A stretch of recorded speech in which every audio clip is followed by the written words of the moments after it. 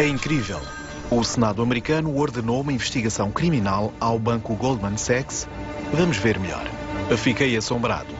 Um banco como o Goldman Sachs, um dos mais influentes e prestigiosos do mundo.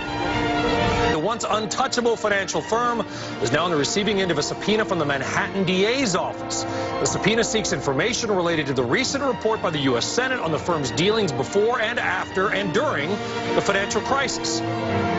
Ao acusar o Goldman Sachs, o relatório do Senado americano desencadeou a investigação do tribunal.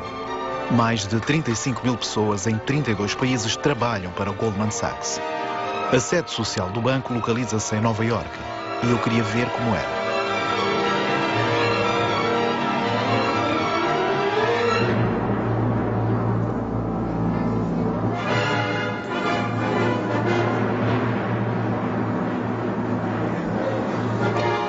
Nada de nome, de placa ou de logótipo.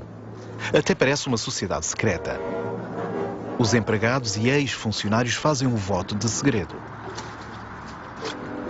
Oficialmente, o Goldman Sachs é um banco de investimentos. Mas que tipo de investimentos? Desde 2008, foram publicados vários artigos que acusavam o banco de enriquecer durante a crise financeira, para além de ter ajudado a criá-la. Foi acusado de trair os clientes e de manipular os preços do comércio mundial. Serão estas acusações verdadeiras? Quem beneficia de tudo isto? Será o banco mais poderoso do que o governo? Há igualmente vários livros publicados que descrevem a forma como o banco conquistou este imenso poder ao longo de 30 anos.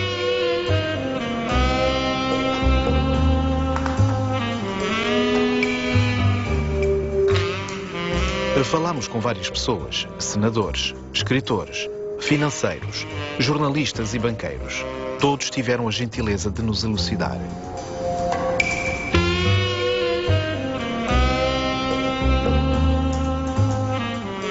Escrevi uma carta ao presidente da Goldman Sachs solicitando uma entrevista.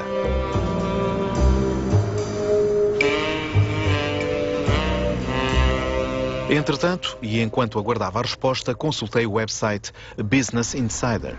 Há artigos sobre o Goldman Sachs publicados neste site pelo menos 2 vezes por semana. Um dos jornalistas é a australiana Katia Watchell. Só vi uma pequena fotografia dela, espero que seja suficiente para a reconhecer. Ela não quis ser filmada no escritório, por isso resolvemos gravar a entrevista num restaurante. How many articles did you write? 50 to 100 articles about Goldman Sachs, and I update them constantly, so it could be more than that, but I think it's about that many. They're the bank that everybody wants to know about. They're the bank that everybody wants to read about. So how come?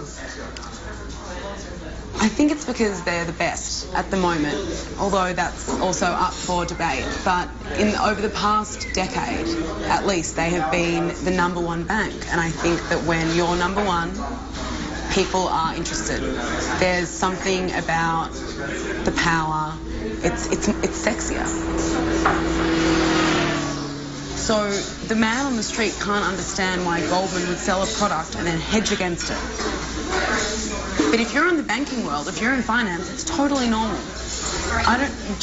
Just because something is, we feel ethically wrong, or we can't understand why anyone could do that, doesn't mean that within that industry, amongst the people who know, it's common, it's what they do.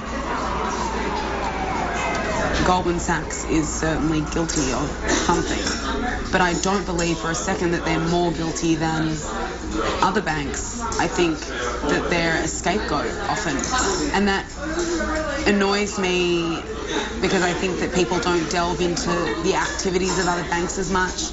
I think people are less willing to look at the activities of other executives or employees at those banks, and I think there's a reason Goldman's looked at. I just think that a lot of the time it's unfair, and if you went into the back offices of those other banks, it would look really ugly too. There's always a gap, I think, between moral and legal, and I think that that's something that the government and prosecutors are constantly trying to chase. And they're going to create a new law and they'll create new regulation. The banks are smart.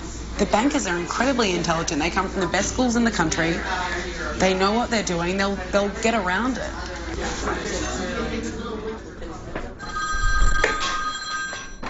Tu as des nouvelles de Goldman? Oui, le service de presse de Goldman vient d'appeler.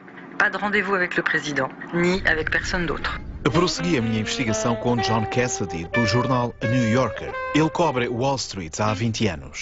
John Cassidy compara o setor financeiro com o monstro que Frankenstein criou e que acabou por fugir ao seu controle. Pedi-lhe que me explicasse o que tinha aprendido ao analisar bancos de investimento como o Goldman Sachs.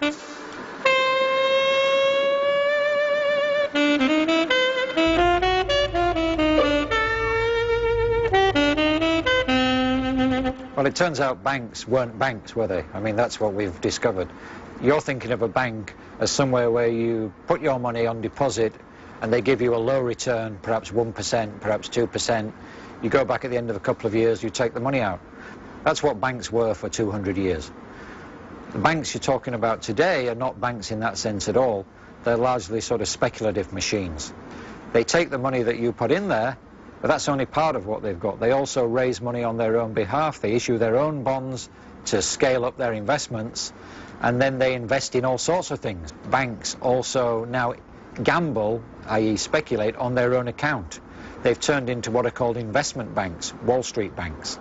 So the big French banks, for example, the big German banks, they have a subsidiary inside them which to all intents and purposes is just the same as Goldman Sachs or Morgan Stanley. It's a Wall Street investment bank stuck inside what is supposed to be an old-fashioned retail bank.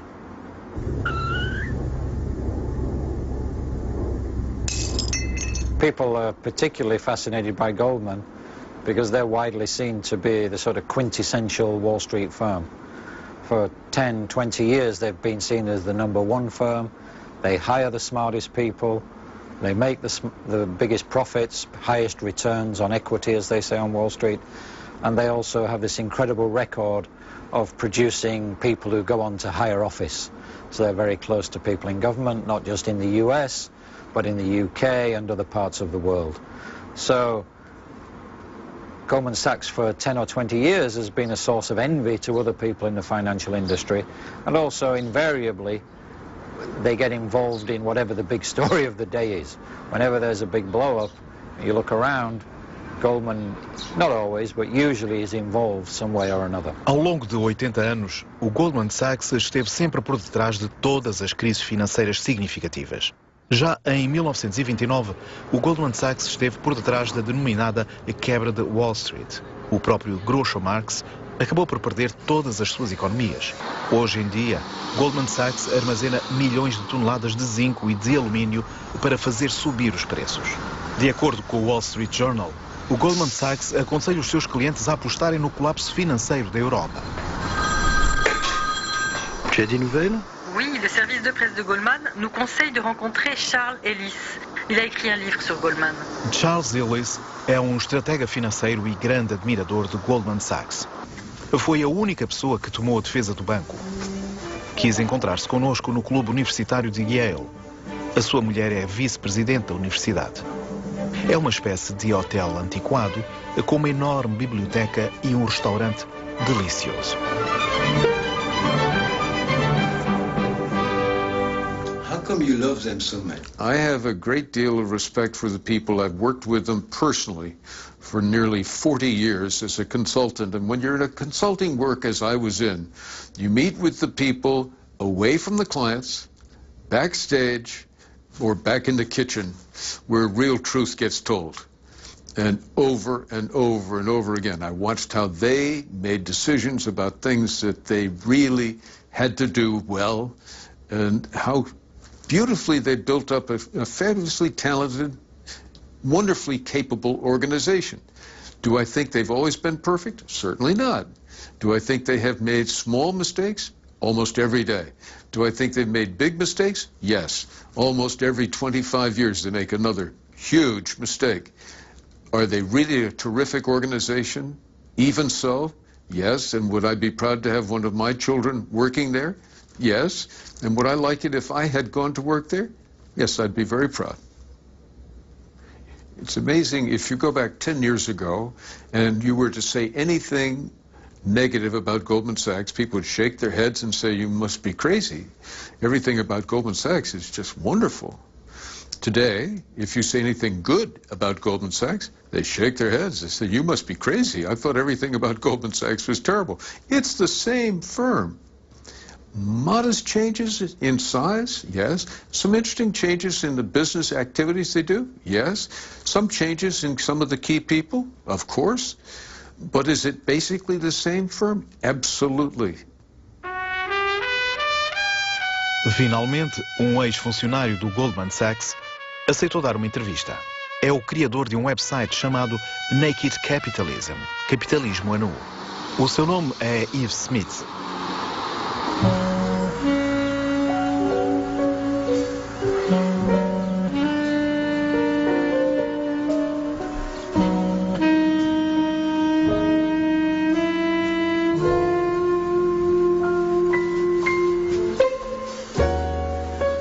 Fiquei muito admirado, pois quando nos encontramos percebi que Yves Smith é, afinal, uma mulher. Sabendo como o mundo da finança é chauvinista, a Susan achou que teria mais credibilidade se usasse um nome masculino. The big change in behavior started in the 1980s, although really the foundation was set in 1970. All the firms used to be partnerships. The New York Stock Exchange rules required the firms to be partnerships. And if you're a partnership in the United States, you can lose all your money. In general, corporate America was much more conservative and proper. I mean, even though there was still bad behavior, there was some notion there were limits to the bad behavior. Em 1999, houve uma revolução. O Goldman Sachs precisava de dinheiro e colocou as suas ações à venda na bolsa, em bloco. Assim, os gestores já não podiam ser pessoalmente responsabilizados se o banco perdesse dinheiro. Ao mesmo tempo, as leis que obrigavam os bancos a agir com determinadas cautelas foram abolidas pelo presidente Clinton. Antes, as pessoas comparavam o Goldman Sachs a uma coruja, devido à sua sabedoria. Hoje comparam-no a um vampiro. What happened from the 1980s and much more in the 1990s was, first in the 80s, the bond business grew to be much more important, and that continued into the 1990s, and it became much more important and much more profitable. Riskier too, but bigger and more profitable. The second is that the derivatives business grew up, and the derivatives business is very lightly regulated, and that started becoming a very big business in the 1990s. And so these two areas that were very profitable and where the regulations were very low, and suddenly were making a lot of money, meant that you had traders become more important. And traders are predators. I mean, traders will take whatever they can from somebody else. You know, they operate by a kind of rule of the jungle, that everybody out there is, you know, if somebody is foolish enough to buy something at a bad price, that's their problem.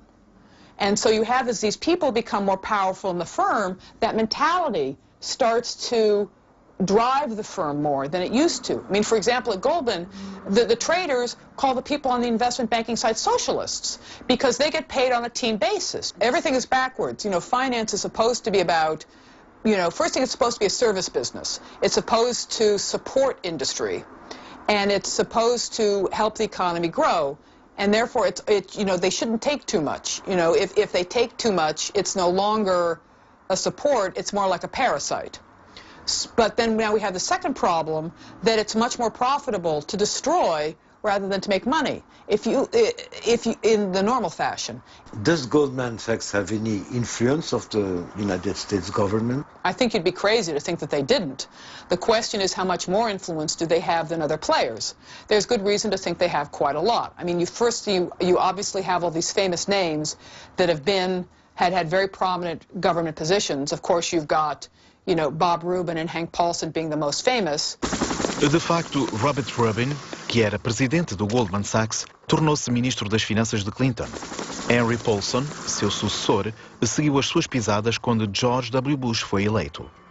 Em 2008, Henry Paulson organizou o maior resgate da história aos bancos e assegurou-se que o Goldman Sachs beneficiava disso o mais que pudesse.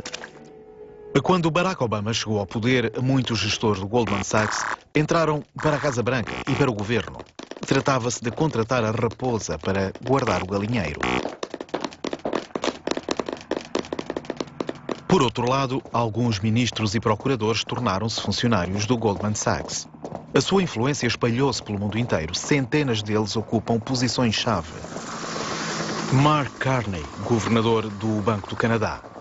Olusegun Aganga, o ministro do Comércio da Nigéria. E Ben Broadbent, um dos diretores do Banco de Inglaterra. Todos eles são oriundos do Goldman Sachs. Quanto ao novo presidente do Banco Central Europeu, o Mário Draghi, também ele é um ex-vice-presidente do Goldman Sachs Europa. Acabei de descobrir que um grupo de pessoas vai fazer uma manifestação no interior de um dos bancos. Este banco tem ganho bastante dinheiro, mas não paga impostos. A única estação televisiva a fazer cobertura é da Rússia. Os russos adoram ver os problemas americanos.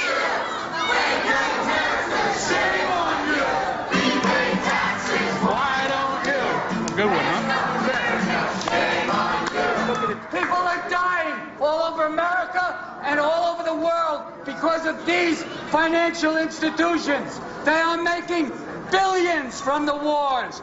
Feed the poor, not the war. Gostávamos de entrevistar os jornalistas do New York Times. Eles foram os primeiros a revelar a fraude do Goldman Sachs. Gretchen Morgenson está a terminar a escrita de um livro. Mas Louis Story aceitou o nosso pedido de entrevista.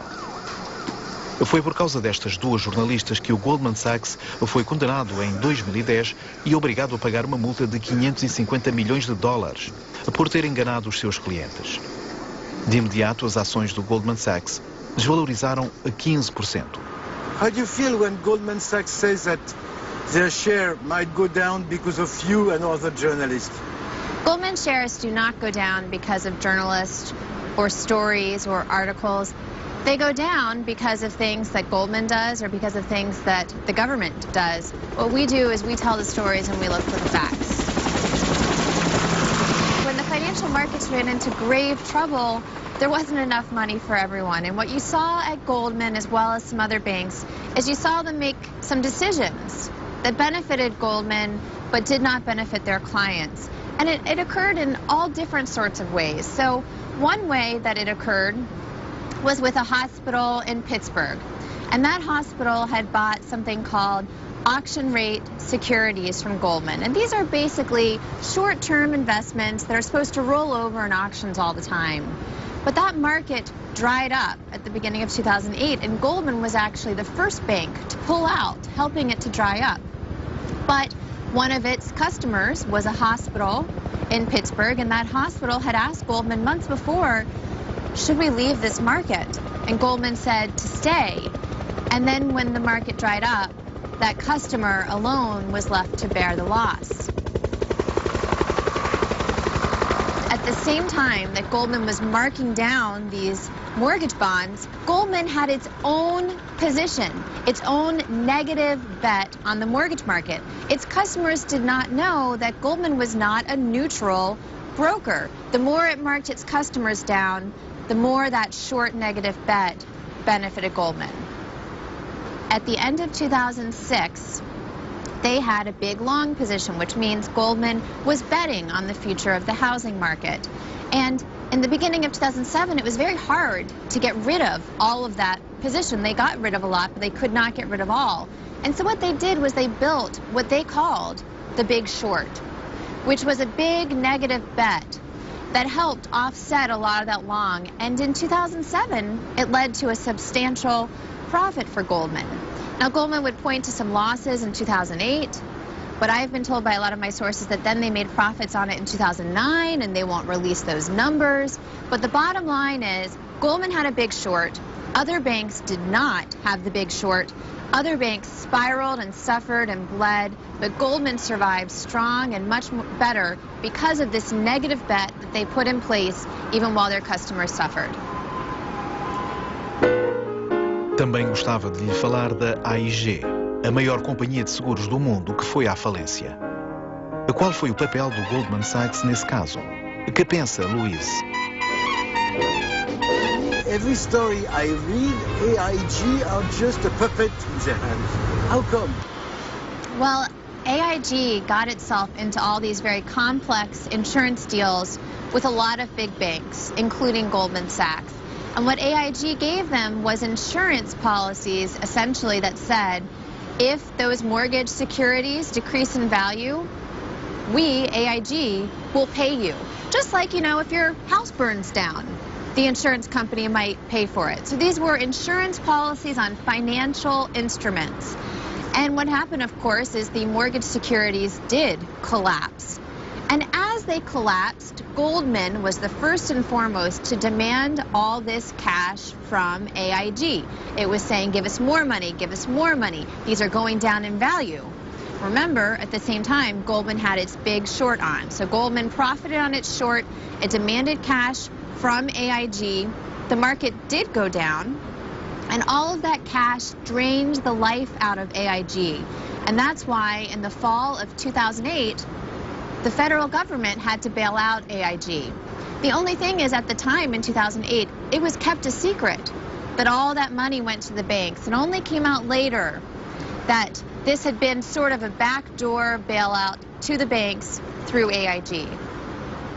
And in fact, if Goldman was really so smart, they should have realized that hurting AIG really was going to be very destructive, and it was also going to hurt all the other banks, which would in the end hurt them.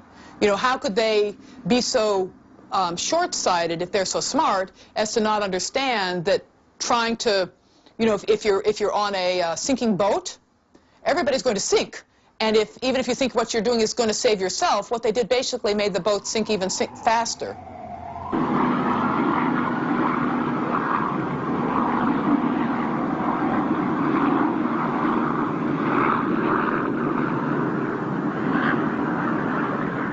Vamos voltar às apostas colocadas no colapso do mercado imobiliário.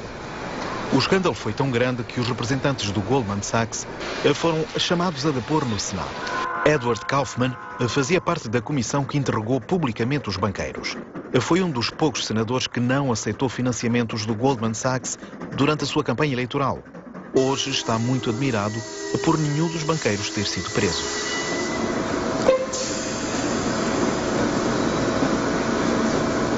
We had Goldman Sachs, Lloyd Blankfein, a number of the top people in Goldman Sachs came and testified and told a very hard-to-believe story. That wasn't an indication you want to get out of that business? When you tell me get out of the business, Senator, I don't know if I don't know what exactly. But you see, it's hard for the American people to believe that people this smart really never kind of decided that this thing was going south in a big way. Senator, I heard your earlier remarks as well. I think we're not that smart. Never once he said Goldman Sachs decided and announced and put together an investment strategy based on the fact that the housing market was failing. If they can be selling an investment to someone and saying this is a great investment, at the same time selling a derivative that will protect them, it's insurance against it. It's like me selling you a car, saying it was great, and as it goes out the door, I'm buying insurance that the car is going to crash because I know the brakes are no good on the car. They haven't put a case together against Goldman Sachs, any more cases, and the fact that not a single person is going to jail is a total complete, frankly, is very, very, very disheartening and discouraging. And so far, we've seen a trend that the regulators are ruling more and more in favor of the big banks, not ruling in favor of just the common person, the regular person, and the investor. And by the way, some of these investments are investors that are getting hurt by this are very rich people. This is not just rich versus poor.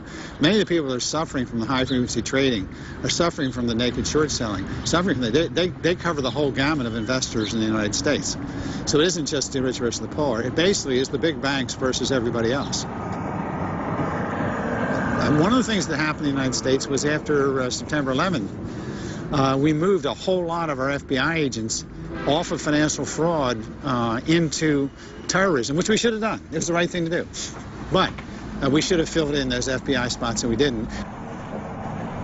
But self-regulation doesn't work. It doesn't work in the financial industry. It doesn't work on the streets. You can't. It doesn't work in sports. Can you imagine in a sporting event if you said, look, you know, the referees are getting in the way. They keep slowing down the game. They're blowing their whistles. What we need to do is we need to get rid of all the referees. Can you imagine what would happen in a football game if, in fact, you put all the referees off the field? I mean, I wouldn't want to be in the middle of that field about 5 minutes into that game. And essentially, that's their argument. The same with the police in the streets. Clearly, what concerns me is that these engineers are putting together machines, computers that operate at such an incredible high rate of speed, and we really have no idea. We have no idea. You hear me? No idea what's going on in these markets because they are trading at such a high rate of speed, and we cannot monitor those speeds. Neither the CFTC nor the Securities Exchange Commission of the United States have the capability to determine what's going on in terms of these high-frequency trading. That is incredibly, incredibly, incredibly dangerous.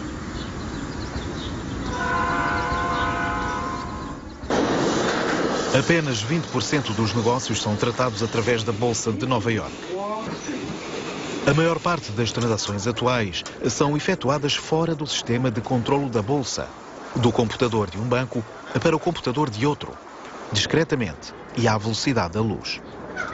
E quando os preços do trigo, do café, da soja ou do petróleo duplicam ou triplicam, não é por causa das flutuações da oferta e da procura, mas sim porque o Goldman Sachs e os seus competidores servem-se de boatos que eles próprios fabricam para ganharem as apostas sobre a subida ou a baixa dos preços. Dia de Assembleia Geral de Acionistas do Goldman Sachs. Realiza-se na outra torre, a Torre de Nova Jersey, do outro lado do rio Hudson. Muitos acionistas afirmam que isto só é uma tentativa de os dissuadir de participarem na reunião. Um guarda ameaçou prender-me se me aproximasse mais e alguns acionistas nem sequer são bem-vindos. The Jersey City Police, where this meeting is taking place, called our organization and said that our names were on a list that had been given to them by Goldman Sachs as potential troublemakers at their annual meeting. Goldman Sachs, pay your tax. Don't bounce budget on the people's backs. Goldman Sachs, pay your tax. Don't bounce budget on the people's backs. Goldman Sachs, pay your tax. Don't bounce budget on the people's backs.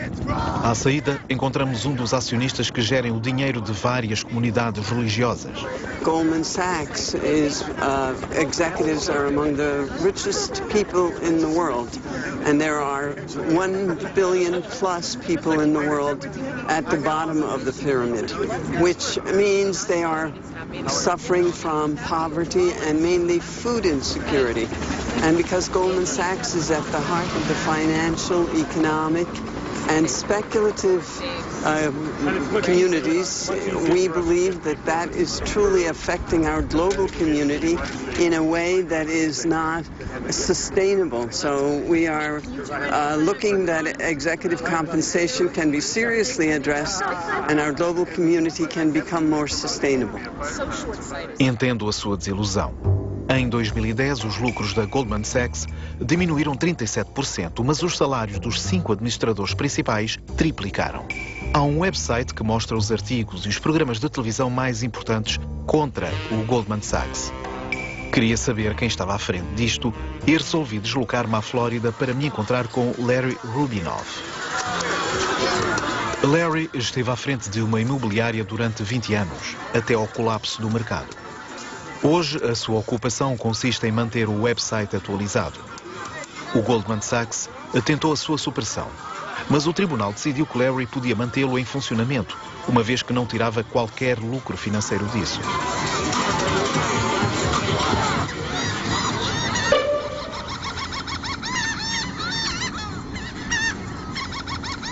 My hair's okay? A little is missing. What is your motivation?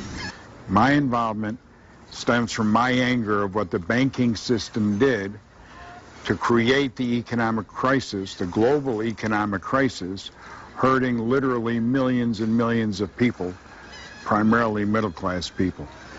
purely out of greed, they motivated themselves to take advantage of little people. Goldman Sachs, did they suffer from this subprime problem? Goldman Sachs didn't suffer at all. Goldman Sachs has had its best years since the mortgage meltdown and since the worldwide economic crisis. Goldman Sachs has come out on top. They knew the mortgages would fail. They never told anyone. They were very instrumental in this crisis that the entire world has gone through. They paid rating agencies to give false ratings on these issues that led investors to believe they were safe. Countries and entire nations, municipalities, unions, they duped everyone. After the very last Wall Street reform, do you expect some benefit? Absolutely none. Business is going on in Wall Street and with the banks as usual. Derivatives are still being sold and traded. Mortgage-backed securities are still being created and sold and traded. We just don't know what ratings are put on them. But they're doing as much now, if not more, than they were before. So I see absolutely no change.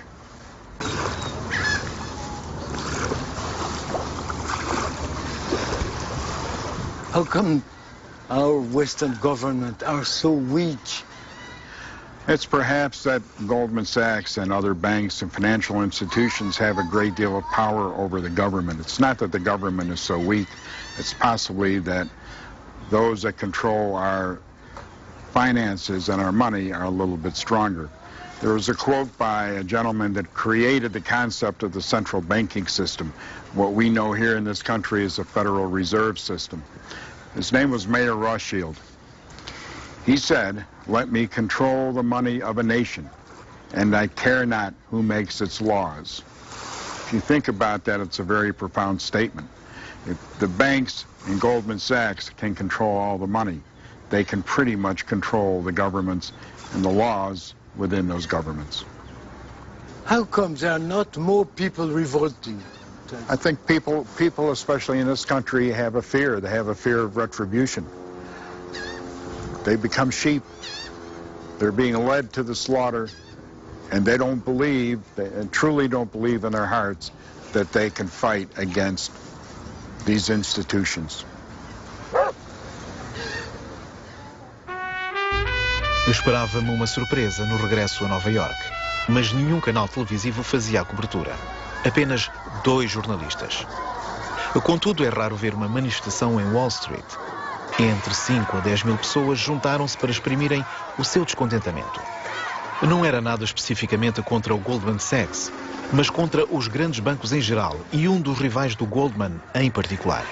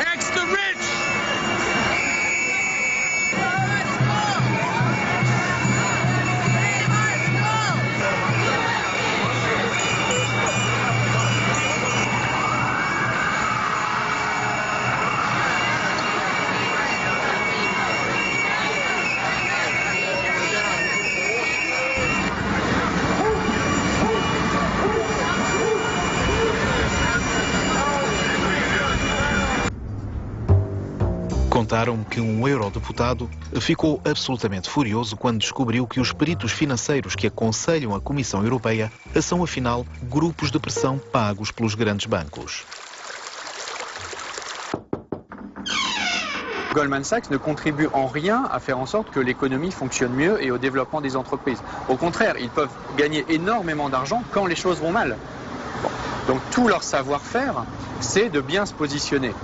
Mais c'est aussi d'influencer les marchés, d'influencer les décideurs, d'influencer les lois pour que les paris qu'ils ont pris se réalisent. Et donc, quand vous avez, par exemple, la possibilité de parier à la baisse de la valeur d'une obligation grecque, si l'obligation grecque baisse, vous gagnez de l'argent. À ce moment-là, vous avez tout intérêt à avoir une sorte de campagne de presse qui dit « Ouh là là, la situation est catastrophique en Grèce, ça empire de jour en jour ». Et vous avez donc d'autres acteurs des marchés qui vont vendre.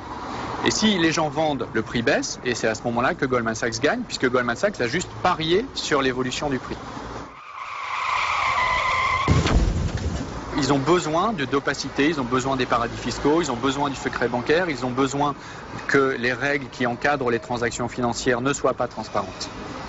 Donc tous ces produits qui se créent depuis 20 ans, ce qu'on appelle pudiquement l'innovation financière, c'est ça qui est le ressort de l'augmentation du risque.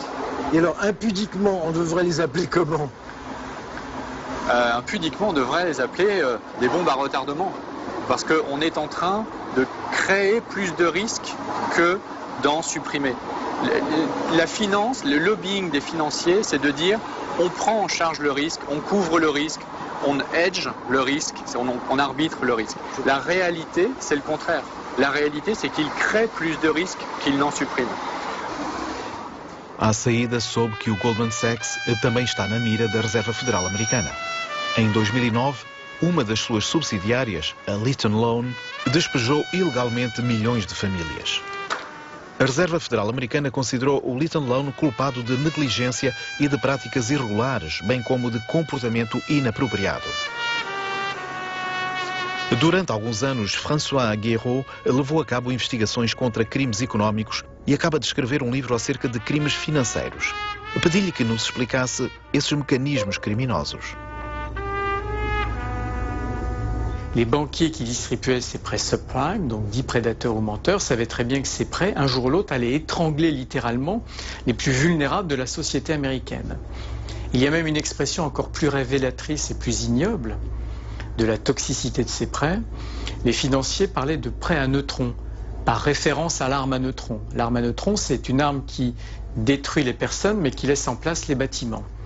Donc ces prêts subprime allaient un jour ou l'autre, de manière très consciente et très volontaire, en quelque sorte détruire les ménages américains qui allaient être étranglés, mais laisser intactes des maisons qui pourraient être ensuite rachetées par les banques elles-mêmes. À partir des années 70 aux États-Unis, il y a eu un rééquilibrage ou un renversement de pouvoir entre le monde financier, qui est à New York, à Wall Street, et à Washington, là où il y a les institutions politiques.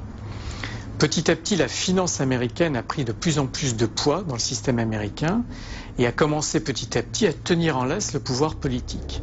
Est-ce qu'il y a des gens au-dessus de Goldman Sachs? Est-ce qu'ils ont des comptes à rendre à quelqu'un? On peut penser que l'impunité est criminogène, c'est-à-dire que l'impunité est une incitation permanente à commettre de nouveaux crimes.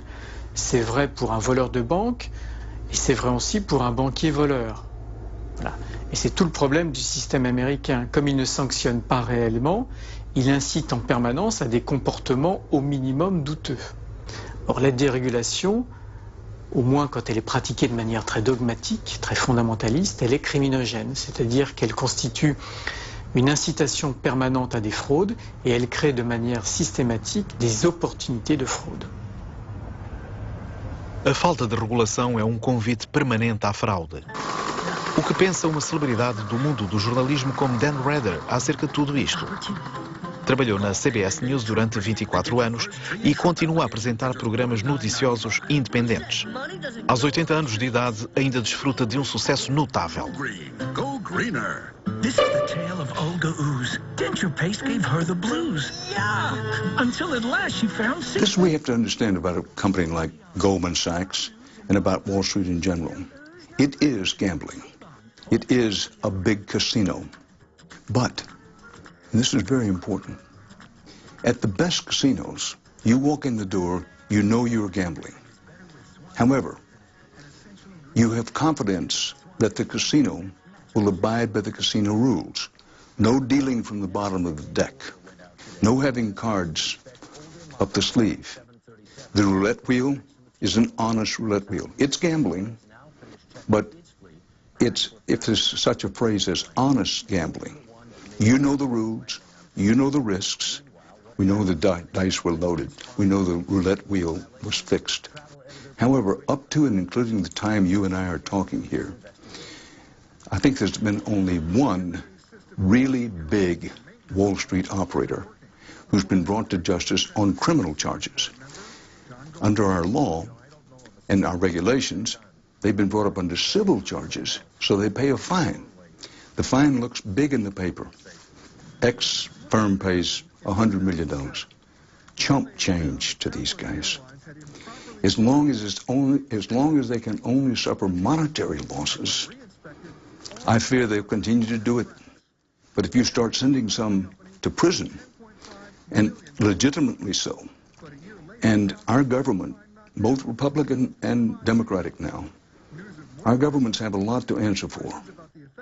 It's inelegant to say so, but what's developed in the United States of America, not this country alone, but it has developed here, is that big government is in bed with very big business, very big corporations, huge international conglomerate corporations, including but not limited to banks.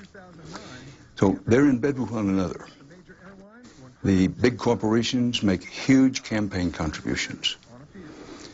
Footnote, our last presidential campaign, when all is said and done, cost about $2 billion. That's with a B, $2 billion. So while some people give to political campaigns altruistically for the right reasons, by and large, the people who give the money to the politicians to run their election campaigns expect to get something.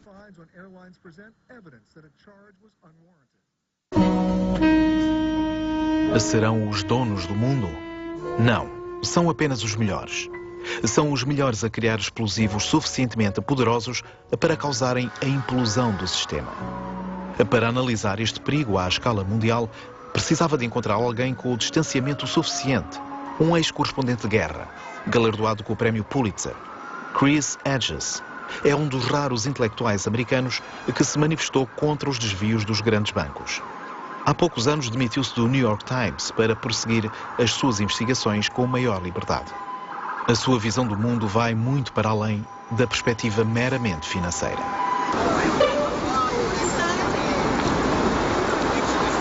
What is specific about Goldman Sachs?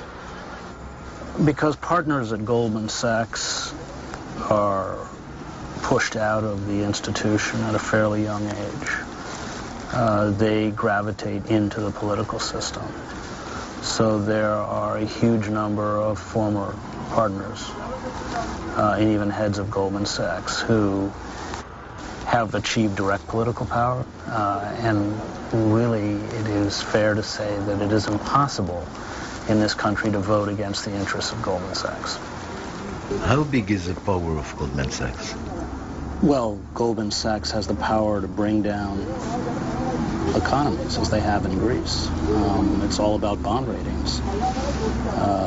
And when they declare a particular government insolvent, the consequences are drastic because they force the government, in order to continue to be able to borrow money, to impose the kind of austerity measures that have crippled Greek society and which are crippling the United States. We're all hostage to this game of speculation. You have seen the Senate hearing. What do you think? Political theater. As soon as the lights go out and the cameras leave, these people all go to lunch. Nobody achieves political power in this country without the backing of the financial sector. Since the collapse of 2008, it is that these institutions are untouchable. We can't do anything to stop them. They have looted the U.S. Treasury and are engaging in the same kind of speculation, casino capitalism that they engaged in before the bubble deflated. wiping out $17 trillion in wages and savings of small shareholders and ordinary Americans. You know, these people are criminals. In the 17th century, speculators were hung. And here, every single institution, from the press to universities, to the courts, to the legislative bodies, to the executive branch of government, dance to the tune that they play. And there's absolutely no way that ordinary citizens can fight back. There is no mechanism within the formal structures of power by which we can fight back. We live not in a democracy, but what the political philosopher Sheldon Woolen calls a system of inverted totalitarianism. And by that, he means it's not classical totalitarianism. It doesn't revolve around a demagogue or a charismatic leader, but finds its expression in the anonymity of the corporate state. We're being destroyed financially, morally, politically, and economically. And the institutions that do it, and maybe the crown institution that is doing it, is Goldman Sachs. They know no limits. They turn everything into a commodity that they exploit until exhaustion or collapse, which is why the environmental crisis is intimately twinned with the economic crisis. The death of the American empire is not a tragedy. It's probably a good thing.